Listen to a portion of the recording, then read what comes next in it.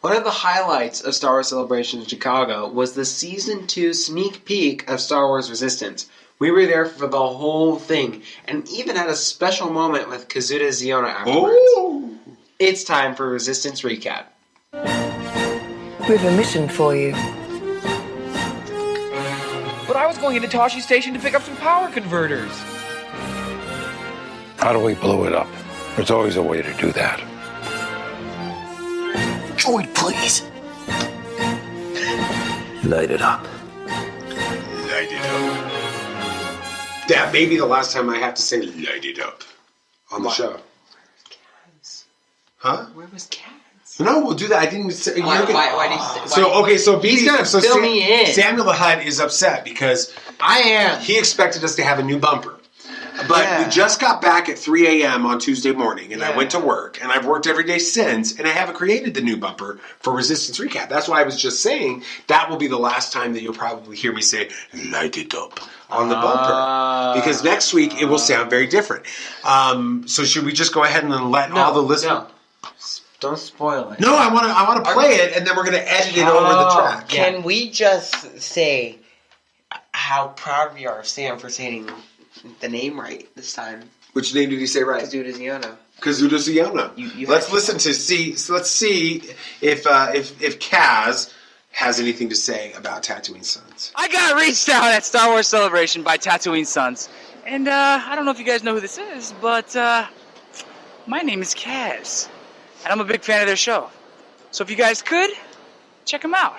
They were really awesome. Love their podcast. Love the people. Really, really awesome family. And you know what? They made it to the panel. So they got to see sneak peek Season 2, Episode 1 of Star Wars Resistance. Stay awesome, guys. I hope to see you out there. Keep watching. Stay with the Resistance. Don't join the dark side. Oh, wow. We got an endorsement from Kaz himself. Wow. Great kid. Don't get cocky. I won't. Okay, so the story behind that, I guess we got to tell it. BB Nate, why don't you share... What? Why don't you share the story of the whole weekend, what we were trying to get set up, and what ended up eventually happening. Quit fidgeting! Well, there's... Oh, see, that's what happens when you fidget. You knock over your microphone. Your daddy knows best. Your hands. Just stop, all right? Okay, so tell us the whole story. There you go. So, for the whole weekend and way before that, we were trying to get an interview with Christopher Shaw. Which he said on Twitter he was going to give us. Don't get salty. You might be. I'm not being salty. I'm just saying. You might be listening. No, I totally get it. I'm going to completely defend him and back him up here in a second and talk about how awesome he is. And so I just need to explain that the reason that we were pursuing this interview was because he said he was going to give us one. Okay, so go. Do you want to explain? No, I just wanted to explain that part. So go. So we kept trying to get it, and the last day comes, and we still haven't heard anything back. Haven't heard a word from him. I was like stressing big time. So Sammy and I, this was the end of the day. The convention was about to close at 5 o'clock. Closing ceremonies were over at this point, and Sammy and I were finishing up Vader Immortal, which I was happy we could get into. Yeah. We'll talk about, maybe we should mention that in the anything else segment, even though it's not last second. Yeah. And after that, we were looking around at stuff that like we could find to buy or something. And Dad says, hey, we need to come back. Christopher Shaw says we're going to meet up. And like, so we start rushing back. And we were about to head up all the way up to the stairs, and Dad stops us. I'm carrying all of their gear, their luggage, I think, with me on my shoulders. And then we head down there and go to his autograph station. Table. And it was kind of cool how they had that set up because all the Resistance people were all together. Yeah. That was cool. And so we met up with him. Yeah, and he took a photo with us, and he signed a picture of Kaz. That he personalized. He personalized to us, and then gave us another autograph that he had signed that was smudged. Yeah, it wasn't personalized, but it was smudged. Gave us that, and then said, basically his schedule was just jammed from the time he got there until the time he left because of interviews, the panels, getting ready for the panels, photo ops, autographs, and he literally didn't have time to do the interview. But he reached out to us at the last minute and wanted to try to keep as much of his promise as he could on that, which is all that I had hoped for. Had us come over there, loved it. He was so cool about everything, explained what was going on, took the photos, signed the autographs, and then says, I want to record something for you guys, just a quick shout out if we can. So we threw our computer together and got the mic ready to go as fast as we've ever done it. Fastest we have ever done. And boom, there we go. So next week I will cut that shout out from Kaz, from Christopher Sean. I will cut that over the Resistance theme song like we've got and create a new bumper. We will finally have a fully Resistance bumper and for the it's show. Cool because and it'll you be can't better get than it from anybody the show. else's because it'll be personalized. See? That's going to be pretty cool. You know, one of the things that was one of my highlights of Celebration right there was meeting him, and it's cool because I'm listening to that bumper and I can visualize what him in my head while he was recording it, which was pretty neat. So anyway. It was pretty awesome. And then one other thing was cool because we were standing there talking about trying to get things together and leave, and you guys hadn't gotten what you were looking to get on the show floor yet. And I was explaining, our thing is more for us to just we don't buy stuff. We build memories and experiences. And he was over back at his own table, 15, 20 feet away, finishing his stuff up that he needed to do. And all of a sudden you hear him go, "That's right." And then I look over and he's like, "Yeah, I was listening." And he's like, "That's what I do with my kids, too." Yeah. So that was kind of cool with it. So thanks for being a part of our Star Wars Celebration experience, Christopher Sean. And I'm really excited about this. But let's talk about Star Wars Resistance Season 2 and the panel. So, Sam, you get to go. There's descriptions that you can just figure it out. Yes. Yeah, have fun with that. Yeah, because I'm not really sure why you have all these executive producers. These are the people that were on the panel. Oh, yeah. Okay. See, you got to think. So the people on the panel were Justin Ridge. The executive producers were Justin Ridge, Athena Portillo, and Brandon Amen. Yeah. And they were joined by cast members Christopher Sean, Susie McGrath. I've heard of that guy. He's pretty awesome. He is from what pretty I understand. Susie McGrath. I've heard he listens to our show, by the way. Just want to say it. Just one more time. You done? No, hold on. Great kid. Don't get cocky. Okay, go ahead. Susie McGrath, Scott Lawrence. Damn, yeah. Oh, Yeager. Woo! Yeah. Yeager. Yeah. Myrna Velasco. Myrna Velasco. That's Torredoza. Yeah. Donald Faison. Yeah. Hi, Faison! Woo! He totally embodies a character. Whoa. He stage dove. Oh, yeah, we'll talk about that in a second. Go. Anyway, and Bobby Moynihan. He's a cool guy. What's his character's name? Orca. Orca. Yeah. So they come out on the panel and they were all pretty pumped about the panel. They were. It was super cool. What happened before the panel even started as they were coming up on stage? Donald and Bobby decided to jump off the stage and start running around the whole audience, high-fiving people and all this other stuff. Which doesn't I pointed this out. It's kind of weird how the cast members perfectly embody their character. They act like their character, especially Susie McGrath. Or wait, no. No, she does too. Myrna. That's Tam. Myrna. But yes, and Myrna Velasco. Myrna. Yeah, Torredoza. She has the hair in the buns like Torredoza. and she's all hyper and it's crazy. I wonder. Do or do not. There is no try. Has nothing to do with it, but I need to sound it's all right. So let's go. Yeah, so basically the early portion of the panel, and I mean the majority of the panel, was devoted to the roots of the series, like the look and the timeline, and just just the background stuff. Talking about the panel, but it felt very Rebels Remembered feel. Yeah. Which is fine. They need to talk about their characters, talking about the interactions, things that happened in season 1. Because that's basically like you said, Rebels Remembered, but the old Rebels panels, like the season 4 one that we went to, they were mainly talking about season 3, and they're like, "Hey, you want to see an episode?" And boom, they it was pretty cool. So. I thought it was hilarious when Donald and Bobby got back up on stage. That Bobby looked like he was dying on the stage. You guys know what I'm talking about? Oh yeah, and he's he's a comedian. If you don't know who Bobby Moynihan is, he's on Saturday Night Live and a bunch of other stuff like that. But he's finally they realized the moderator was sort of something's up here, dude. It was David Collins. Yeah, that moderated it. He was a really cool guy. Bobby was like, I think I broke my legs jumping off the stage. He literally looked like he was in pain. And like for the next 5 minutes, I couldn't take my eyes off the guy because I'm wondering if he's going to have to leave the stage. I thought that he was dying up there. And he finished the panel and he looked fine by the end. But for a few minutes, I think he was really in some significant pain on it. So anyway, that was funny. But I mean, it was cool. They were talking about how early on, how early they were starting the series. I think it was 2015. They started working on it. Crazy. 2015. So that would put it way back in the timeline of movies and storylines and stuff. Like they were planning something for the future. I don't know. That's like when The Force Awakens came out. I don't know. Could be. You switched 13 accents. I know. I don't know. I'm so exhausted. I swear. I'm at work. I'm doing this all day. They're like, holy cow, how much coffee have you had? They literally asked me that today. I'm like, no more than usual.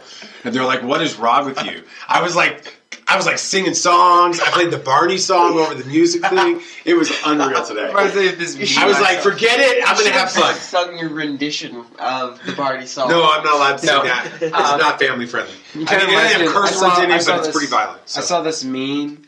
It was I was babysitting my friend's kid or something like that. She's 4. And she's like, I accidentally gave her iced coffee instead of chocolate milk. And then it says 12:47 a.m. Bad feeling about it. It says 12:47 a.m. She's doing a headstand up against the wall, upside down. This is madness. Yeah, okay, keep going. Anyway, they were talking about how early on they started it and the look they were going for with it. And how Dave Filoni really helped with. He was thinking about doing the show, and then he gave it over. Yeah, it was awesome. Yeah, it was super cool. Lots of fun. Lots of good info. Nothing, revolutionary. No. But lots of fun to hear them tell their cool stories. And how geeked out they were to be in Star Wars. Right. With that. So would you stop the fidgeting? mic isn't right. It's perfect. It picks up. Remember, we use one mic for everything in Star Wars at Celebration. That's in Star Wars. Yeah. Star Wars. So during the panel, cast members shared some thoughts on their characters, but also what it means to be a part of Star Wars, part of the Star Wars universe. It was awesome. With SNL alumni Bobby Moynihan being in the cast, it also meant a reference or two to Drunk Uncle. To his drunk uncle. I'm trying to remember what the drunk uncle was. Do you remember the drunk uncle? Nope. Oh!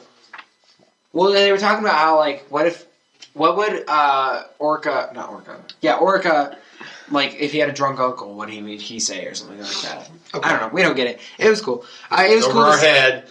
Yeah. We don't have well.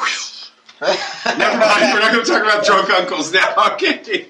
All right. Anyway, all right. Yeah. A little too close to home there. No, but it was cool to see, to hear how passionate all the actors were about their characters and how, shocked and honored they were to be a part of Star Wars. Yeah, it was pretty awesome. Yeah, again, nothing revolutionary, but it was cool to see how happy they were. Then executive producer Justin Ridge confirmed. He said, "I can safely say that Force Awakens." Hold on. Spoiler alert! Spoilers! He says, I can safely say that The Force Awakens Into the Last Jedi, which is continuous, our Season 1 and Season 2 is also continuous. So what he's saying, it picks up literally at the second that Season 1 ended. Right. Which we can safely confirm is true because of what happened later. What's interesting, though, is it was in the context of asking about how it overlapped, Season 1, the ending, overlapped with The Force Awakens. Right. And they're picking up where the final events of The Force Awakens are taking place, is what they confirmed. Which means my timeline my idea still works from a few weeks ago. Just give it a rest. But, nice. Yeah.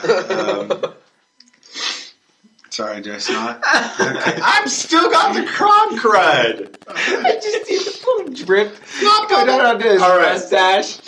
Oh, that's beautiful. Awesome. Hey, flavor saver. All right.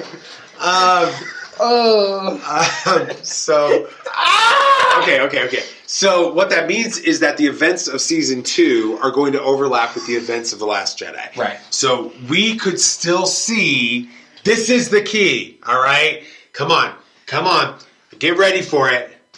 We could still see Kaz and the Colossus and Yeager and Doza and all them receive the signal from Leia on Crate, which was a big part of my theory originally. It could still happen on screen in season 2. I'm calling it. It's happening, baby. I am right. They don't have to receive the message. Simmer down. They said that they're close to the car. No, they're on their way to the car. Well, they said that They're trying. They're now okay. But anyway, how do you relatively close? keep going? Moving. Yeah. All right. So Collins then asked David about- Collins. That's the guy that's right. The cool guy. Then asked about the status of Tam Rivora. When we last saw Tam, she was leaving. I got a bad this is feeling a big about spoiler, this. But if you haven't seen the end of season 1, then that's your We're fault. sorry. Hold on. That's what they basically said during They're at the panel. and they give so many spoilers. They're like, oh, by the way, if you haven't seen the end of Resistance, why are you even here? Right. Yeah, but anyway, that's not fair because people in foreign countries haven't seen the end of it yet because it hasn't aired in some countries. Why? I know, it's ridiculous. Anyway. Fix that, Disney. All right. When we last saw Tam, she was leaving the Colossus on a First Order ship. Ridge, I was trying to figure out. Justin Ridge danced around the question for as long as he could until letting fans know that they could see for themselves in the premiere of the second season's episode.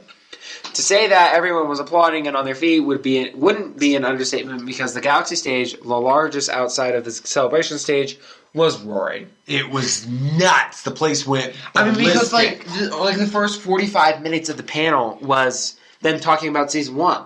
And we hadn't gotten any news about season 2. And it then was when we called were trying to get stuff about season 2 sneak peek. right, and we were when David was trying to get some information about season 2, they weren't answering. So we were like, well, this is kind of pointless. And then he's like, well, why don't you just see for yourselves? And then it kind of made everything okay. So needless to say, we have seen season 2, episode 1.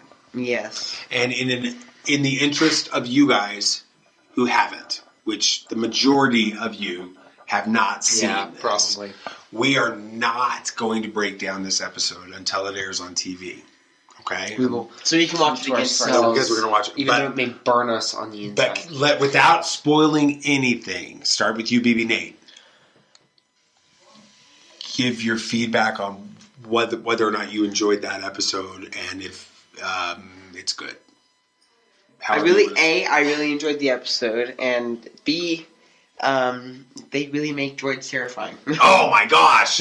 Careful. All right, I imagine this is how cast members feel. I know this is. It feels like that. Looking over at Dave or whatever, is it okay if I say this? Yeah, because during the whole episode 9 panels or the big ones, they would always look at the directors or something and they'd say, be like, "Hey, is this okay?" Or then in the Clone Wars panel, it was just like Dave Filoni pulling his hat down over his face because he was so frustrated that things. But at Rebels, they were still asking Dave, "Is it okay if I say this?" The show's over, that kind of thing. All right, Sam, what did you think about season 2, episode 1? It's getting good, y'all. It's getting good, y'all.